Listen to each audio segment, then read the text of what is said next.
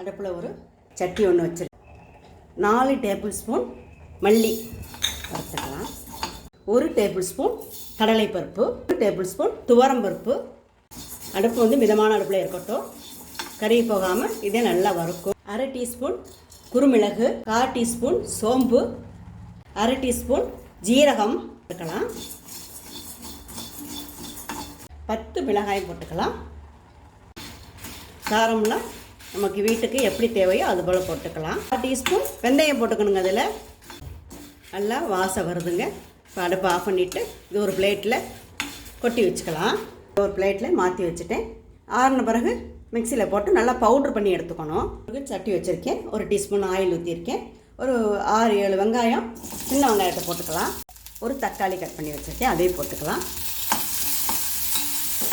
வெங்காயத்தோடு நல்லா வதங்கட்டும். ஒரு 6 வெள்ளைப்பூண்டு சேர்த்துக்கலாம்.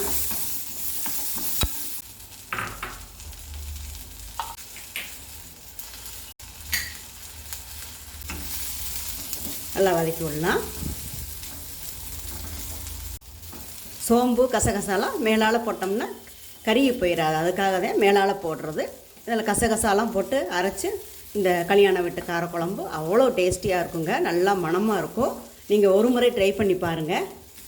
போகிறோம். அடுப்பு ஆஃப் பண்ணி இதையும் ஒரு பிளேட்டில் மாற்றி வச்சுக்கலாம். ஆற வட்டி அரைக்கணும். வச்சுருக்கேன். 1 டீஸ்பூன் ஆயில் விட்டுக்கலாம். மிளகு தக்காளி வத்தல் அதை நல்லா வறுத்து எடுத்துக்கலாம். நல்லா வறுவிட்டுருச்சு எடுத்து வச்சிடலாம். வறுத்ததை எடுத்து வச்சுட்டேன். சுண்டை வத்தலுங்க, அதை வறுத்துக்கலாம்.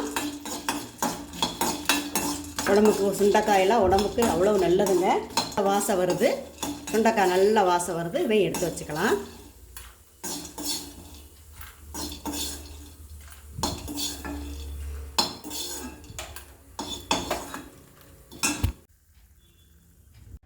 ஒரு பாத்திரம் வச்சுருக்கேன். 2 டேபிள் ஸ்பூன் ஆயில் விட்டுக்கலாம். 100 கிராம் சின்ன வெங்காயத்தை உரித்து வச்சுருக்கேன், அதை போட்டுக்கலாம்.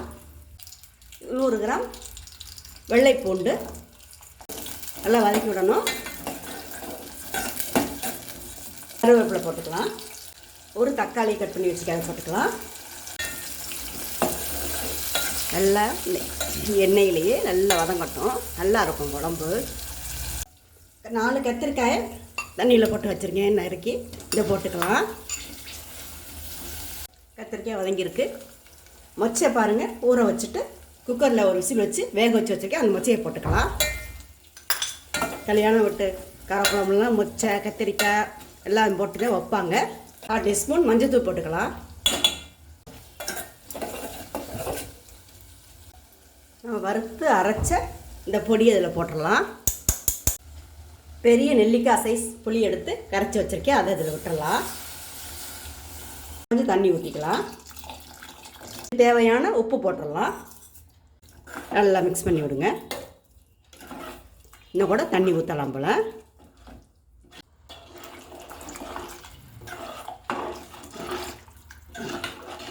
நல்லா குழம்பு கொதிக்கட்டும்.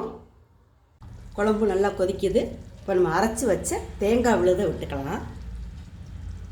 அதில் கொஞ்சம் தண்ணி ஊற்றி கழுவி ஊற்றிடலாம். கழுவி ஊற்றி நல்லா மிக்ஸ் பண்ணி விடலாம்.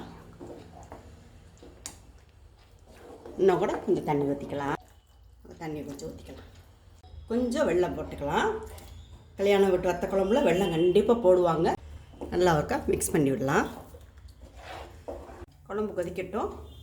பக்கத்தில் பாருங்கள், தாளிச்சுக்கலாம். நம்ம வந்து கடுகு போட்டு தாளிக்கலாம் ஃபஸ்ட்டு. இப்போ தாளிச்சுக்கலாம். கொஞ்சம் பெருங்காயத்தூள் போட்டுக்கலாம். அடுப்பு ஆஃப் பண்ணி வச்சிடலாம். சுண்டை வத்தலையும் மிளகு தக்காளி வத்தலையும் போட்டுடலாம். மிக்ஸ் பண்ணி விடலாம். பார்க்குற போதே சாப்பிடணும் போல் வருது. நல்ல வாசமும் நல்ல கிச்சனே ஃபுல்லாக நல்ல மணமாக இருக்குது. தாளித்து ஊற்றினதை மேலே ஊற்றிடலாம். கொஞ்சம் மல்லித்தலை போடலாம். அவ்வளோதாங்க.